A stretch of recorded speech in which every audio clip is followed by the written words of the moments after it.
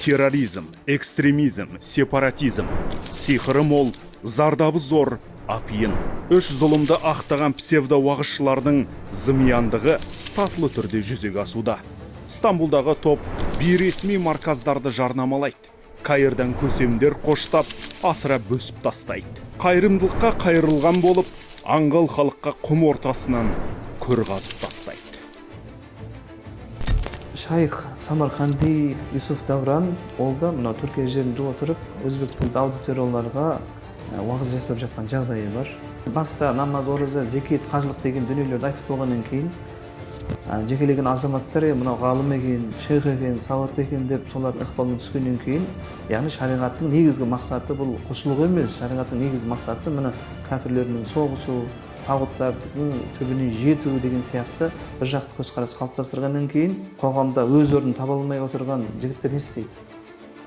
Төбемен жұмаққа барғым келеді деп сол уағызшылардың ықпалынан түсіп жатқан жағдайы бар. Экстремистік ұйымдардың идеологтары Самарқанди мен Давран Стамбулда 50-ден аса заңсыз орталыққа иелік етеді. Негізгі нысандары Орталық Азия. Үлкенді де, кішіні де қабылдайды. Діни білім берген болып, террорлық ұйымдарға жақтас дайындайды.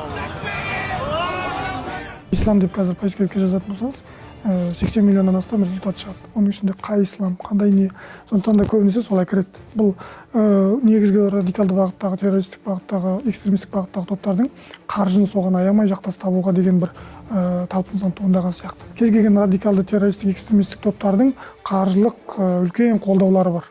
Өйткені сонша адамдардың басын қоспаса, ол сол жерде дүрбелең тудыра алмайды.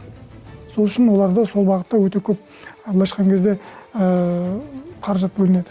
Түркиядан келген ағымдар болсын, арабтардан келген ағымдар болсын, бұлардың ешбірі қазақты жаңағыдай қазақилыққа тәрбиелеп жатқан жоқ. Яғни ертең елге шет жақтан бір мұсылман мемлекеті соғыс ашса да, оған есікті ашып беріп оларға қарсы тұруға болмайды деген сөзді айтатын сияқты.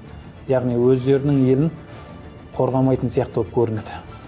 Яғни қанша бауырлармен сөйтіп сөйлесеміз, ата-бабамыз осындай деген сияқты сол дәстүрге байланысты сөздерді айта бастасаң, ата-бабаң адасқан деген сияқты сөзі ауыр сөздерді айтады да бізге. Яғни сол жерден қарайсың, ертең сенің ата-бабаң, мына елің, жерің деген құндылықтар олар үшін маңызды емес сияқты. Бейресми марказдарға маталған талай жерлесіміз қазір ғаламтор төрінен ұлттық құндылықтарға шабуыл жасап жатыр. Сөз бастайтын шешен демес, жол көрсететін көсем демес. Тек отқа салатын көсеу ғана.